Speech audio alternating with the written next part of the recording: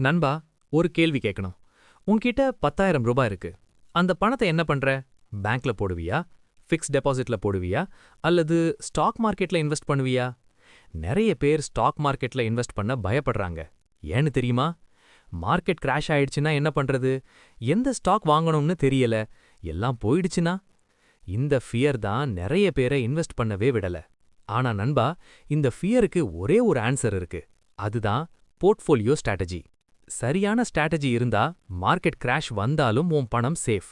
சரியான டைவர்சிஃபிகேஷன் இருந்தா ஒரு ஸ்டாக் விழுந்தாலும் உன் டோட்டல் போர்ட்ஃபோலியோ க்ரோ ஆகும். இந்த வீடியோல நான் உங்களுக்கு சொல்ல போறது 10,000 ரூபாயில இருந்து எப்படி ஸ்டார்ட் பண்றது, எத்தனை ஸ்டாக்ஸ் வச்சுக்கணும், செக்டார்ஸ் எப்படி டைவர்சிஃபை பண்றது, large cap, mid cap, small cap ratio என்ன, மார்க்கெட் கிராஷ்ல எப்படி சர்வைவ் பண்றதுன்னு எல்லாத்தையும் ஒரே வீடியோல கிளியர் பண்ண போறேன். இது தெரிஞ்சுக்கணும்னா வீடியோவை எண்ட் வரைக்கும் பாருங்க. ஒரு நிமிஷம் கூட ஸ்கிப் பண்ணாதீங்க. சரி நண்பா, முதல்ல ஒரு பேசிக் கொஸ்டினுக்கு ஆன்சர் சொல்லணும். போர்ட்ஃபோலியோ என்றால் என்ன? சிம்பிளா சொல்லணும்னா, நீ இன்வெஸ்ட் பண்ற எல்லா ஸ்டாக்ஸும், மியூச்சுவல் ஃபண்ட்ஸும், கோல்டும் சேர்ந்து ஒரு பேஸ்கெட் மாதிரி இருக்கு. அந்த பேஸ்கெட் தான் உன்னோட போர்ட்ஃபோலியோ. ஒரே ஒரு ஸ்டாக் வாங்கினா அது போர்ட்ஃபோலியோ இல்ல, அது Gamble. Multiple stocks, multiple sectors, multiple asset classes சேர்ந்து இன்வெஸ்ட் பண்றது தான் ரியல் போர்ட்ஃபோலியோ. இப்போ ஒரு இம்பார்ட்டன்ட் கொஸ்டின், ஏன் டைவர்சிஃபை பண்ணணும்? உதாரணம் சொல்றேன். 2020ல கோவிட் வந்தது. Aviation sector, hotel sector, tourism sector எல்லாமே கிராஷ் ஆச்சு. இண்டிகோ ஸ்டாக் 60% விழுந்துச்சு. தாஜ் ஹோட்டல் ஸ்டாக் 55% விழுந்துச்சு. ஆனா அதே டைம்ல pharma sector, IT sector sky high போச்சு. சன் ஃபார்மா 80% அப்பாச்சு. டிசிஎஸ் 40% அப்பாச்சு. யாரோட போர்ட்ஃபோலியோல ஒன்லி ஏவியேஷன் ஸ்டாக்ஸ் இருந்துச்சோ அவங்க அழுதாங்க. யாரோட போர்ட்ஃபோலியோ டைவர்சிஃபைடா இருந்துச்சோ அவங்க சர்வைவ் பண்ணாங்க. இதுதான் டைவர்சிஃபிகேஷனோட ரியல் பவர். இப்போ மோஸ்ட் பீப்புள் கேக்குற கொஸ்டின், எத்தனை ஸ்டாக்ஸ் வச்சுக்கணும்? வாரன் பஃபெட் சொன்னாரு, diversification is protection against ignorance. அதாவது, நீங்க எல்லாத்தையும் தெரிஞ்சுக்கிட்டே ரிசர்ச் பண்ணி இன்வெஸ்ட் பண்றவங்க 5 to 6 ஸ்டாக்ஸ் போதும். ஆனா நாம் பெரும்பாலும் பார்ட் டைம் இன்வெஸ்டர்ஸ். அதனால இந்த ரூல் ஃபாலோ பண்ணுங்க. பிகினருக்கு 8 to 12 ஸ்டாக்ஸ். இதுக்கு மேல போனா ட்ராக் பண்றதே கஷ்டமாகும். இதுக்கு கீழே போனா ரிஸ்க் அதிகம். இன்டர்மீடியட் இன்வெஸ்டருக்கு 12 to 18 ஸ்டாக்ஸ். அட்வான்ஸ்ட் இன்வெஸ்டருக்கு 18 to 25 ஸ்டாக்ஸ்.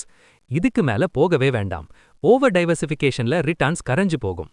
ஒரு சீக்ரெட் சொல்றேன் நண்பா, மியூச்சுவல் ஃபண்ட்ஸ் த்ரூ இன்வெஸ்ட் பண்றவங்களுக்கு ஆட்டோமேட்டிக்கா டைவர்சிஃபிகேஷன் கிடைக்கும். ஒரு ஈக்விட்டி மியூச்சுவல் ஃபண்ட்ல மினிமம் 30 to 50 ஸ்டாக்ஸ் இருக்கும். அதனால மியூச்சுவல் ஃபண்ட் இன்வெஸ்டர்ஸுக்கு இந்த கவுண்ட் பத்தி கவலையே வேண்டாம். இப்போ மோஸ்ட் கிரிட்டிக்கல் பார்ட், செக்டார்ஸ் எப்படி டைவர்சிஃபை பண்றது? இந்தியால இப்போ இன்வெஸ்ட் பண்ண வர்த்தான மேஜர் செக்டார்ஸ் இருக்கு. அதை தெரிஞ்சுக்குவோம். IT sector, TCS, Infosys, Wipro, HCL tech. இந்தியாவோட export power house. Dollar earnings கிடைக்கும். ருபி வீக்கானா ஐடி ஸ்டாக் ஸ்ட்ராங் ஆகும். Long term growth guaranteed. Banking and finance, HDFC bank, ICICI bank, Kotak, Axis bank.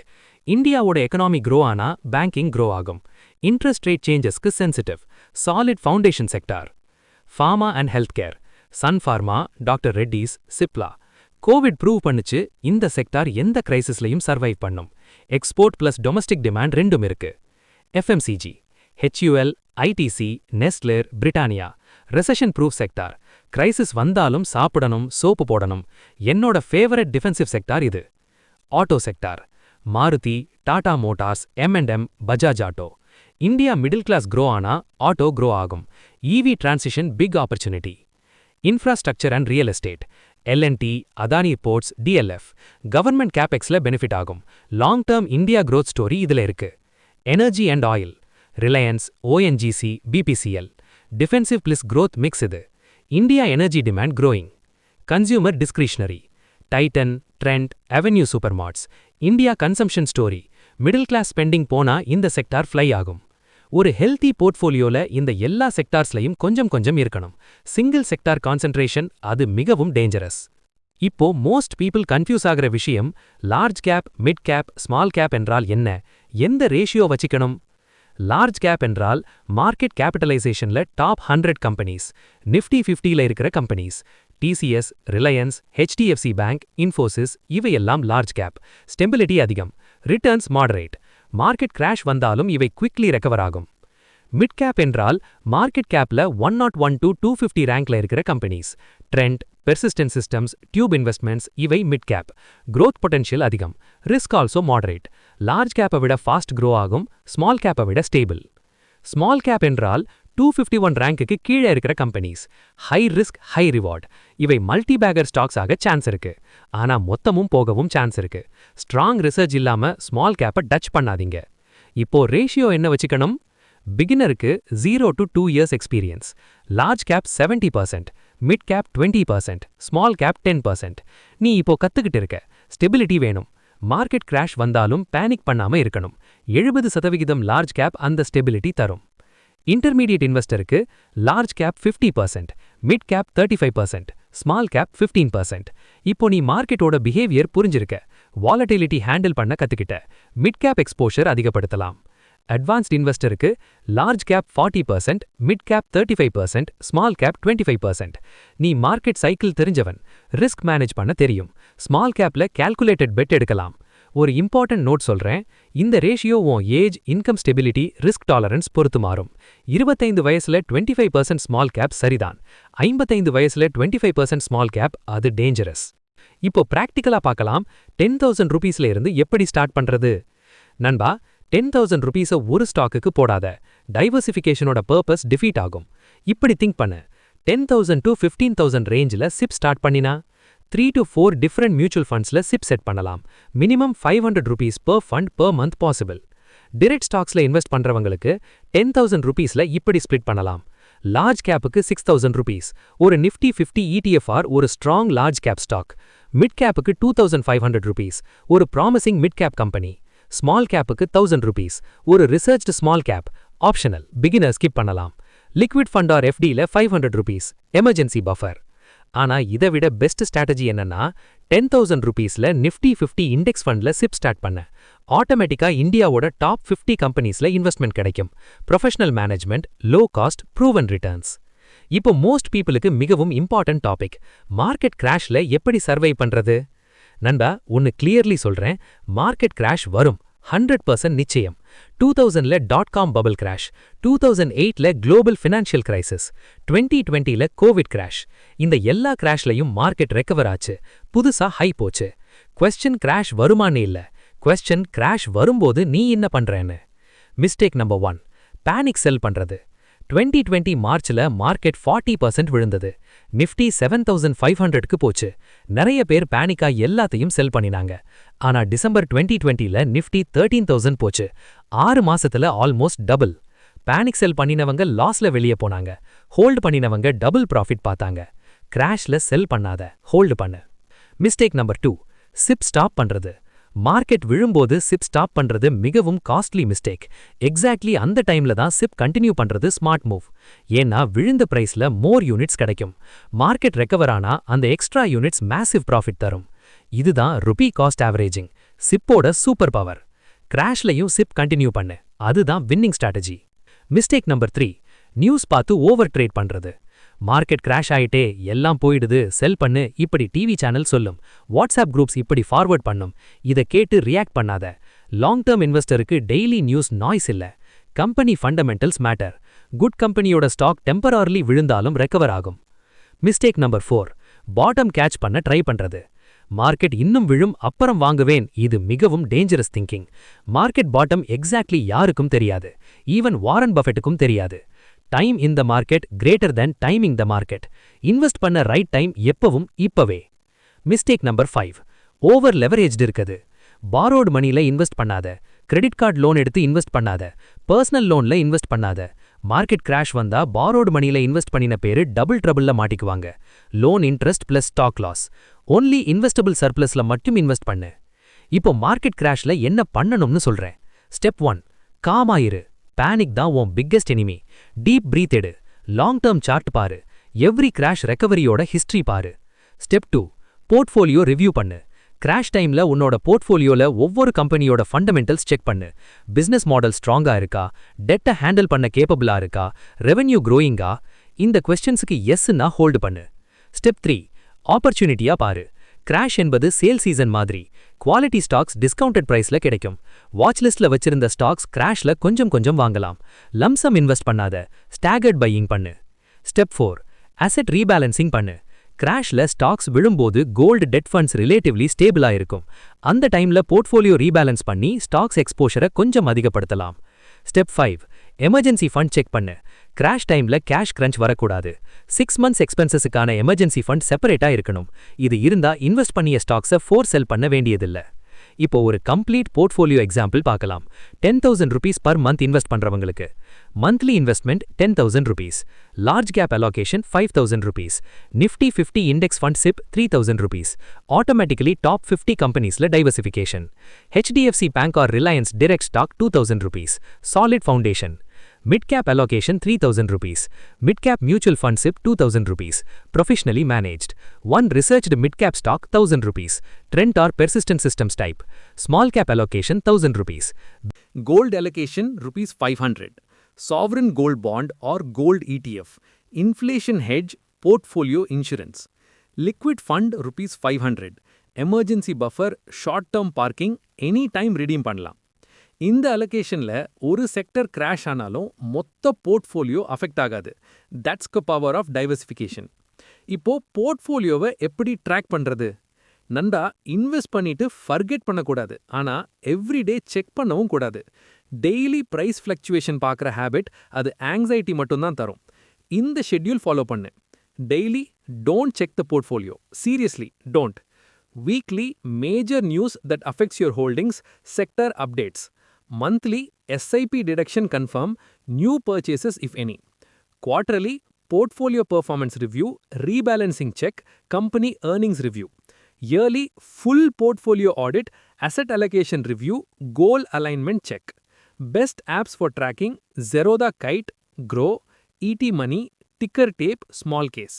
Ticker Tapeல free portfolio analysis tool இருக்கு, must use. இப்போ ஒரு important concept, rebalancing என்றால் என்ன? உதாரணம் சொல்றேன். ஜான்வரியில உன்னோட portfolio 70% large cap, 20% mid cap, 10% small cap. டிசம்பர்ல மிட் கேப் 60% ரிட்டர்ன் தந்துச்சு. இப்போ போர்ட்ஃபோலியோ ஆட்டோமேட்டிக்கா 55% large cap, 35% mid cap, 10% small cap ஆயிடுது. டார்கெட் அலோகேஷன்ல இருந்து விலகிட்டேன். அப்போ ரீபேலன்சிங் பண்ணனும். ஓவர் பெர்ஃபார்மிங் மிட் கேப்பை கொஞ்சம் செல் பண்ணி அண்டர் பெர்ஃபார்மிங் லார்ஜ் கேப்ல போட்டு ஒரிஜினல் ரேஷியோ ரீஸ்டோர் பண்ணனும். Rebalancing, profit booking plus risk management ரெண்டும் ஒரே டைம்ல நடக்கும். Yearly once rebalancing mandatory. இப்போ ஒரு காமன் ட்ராப் பத்தி சொல்லணும், ஹர்ட் மென்டாலிட்டி. இந்த ஸ்டாக்ல எல்லாரும் இன்வெஸ்ட் பண்றாங்க, நானும் இன்வெஸ்ட் பண்றேன். இது மிகவும் டேஞ்சரஸ். 2021ல கிரிப்டோ ஹைப், 2022ல ஜொமேட்டோ IPO ஃப்ரென்சி, 2023ல ரயில்வே செக்டர் ஃப்ரென்சி. ஹர்ட் மென்டாலிட்டியில இன்வெஸ்ட் பண்றவங்க டாப்ல பை பண்ணி பாட்டம்ல செல் பண்ணுவாங்க. எக்ஸாக்ட்லி ராங் டைம்ல. Loss guaranteed. ரிசர்ச் பண்ணாத ஸ்டாக்ல இன்வெஸ்ட் பண்ணாத. டிப் கேட்டு இன்வெஸ்ட் பண்ணாத. செபி ரெஜிஸ்டர்ட் ரிசர்ச் அனலிஸ்டோட ரெக்கமெண்டேஷன் கூட பிளைண்டா ஃபாலோ பண்ணாத. உனக்கு சூட்டபிளா, உன் ரிஸ்க் டாலரன்ஸ் மேட்ச் ஆகுதான்னு யோசி. இப்போ ஒரு அட்வான்ஸ் ஸ்ட்ராட்டஜி சொல்றேன், கோர் அண்ட் சேட்டலைட் அப்ரோச். உன்னோட போர்ட்ஃபோலியோவை ரெண்டா டிவைட் பண்ணு. Core portfolio 70 to 80%, stable long term holdings, index funds, large cap mutual funds, blue chip stocks. இது ஆல்மோஸ்ட் நெவர் டச் பண்ணாத, கம்பவுண்டிங்கை டிஸ்டர்ப் பண்ணாத. 10 to 15 இயர்ஸ் ஹோல்ட் பண்ணு. Satellite portfolio 20 to 30%, higher risk higher return bets, mid cap stocks, small cap funds, thematic funds, international funds. இதை ஆக்டிவாக monitor பண்ணு, ஆப்பர்ச்சுனிட்டிஸில் add பண்ணு, ப்ராஃபிட்டில் reduce பண்ணு. இந்த அப்ரோச்சில் கோர் போர்ட்ஃபோலியோ ஸ்டெபிலிட்டி தரும், சேட்டலைட் போர்ட்ஃபோலியோ ஆல்ஃபா ரிட்டர்ன்ஸ் தரும். Best of both the worlds. இப்போ ஒரு powerful concept, power of compounding. ₹10,000 per month invest பண்ணி 12% ஆவரேஜ் ரிட்டர்ன்ஸ் கிடைச்சா 5 years later 8.2 lakhs invested, portfolio value 8.2 lakhs, returns modest. 10 years later 12 lakhs invested, portfolio value 23 lakhs, double. 20 years later 24 lakhs invested, portfolio value 99 lakhs, almost 1 crore. 30 years later 36 lakhs invested, portfolio value 3.5 crores. Rupees 36 lakhs போட்டு 3.5 crores. Yes, that's compounding. ஆனா key early start பண்ணு, கன்சிஸ்டண்ட்டாக invest பண்ணு, long term stay பண்ணு. இந்த 3 rules follow பண்ணா ₹10,000 per month போட்டு crore பத்தி ஆகலாம். இப்போ ஒரு கம்ப்ளீட் பிகினர் ஆக்ஷன் பிளான் சொல்றேன். Month 1 foundation.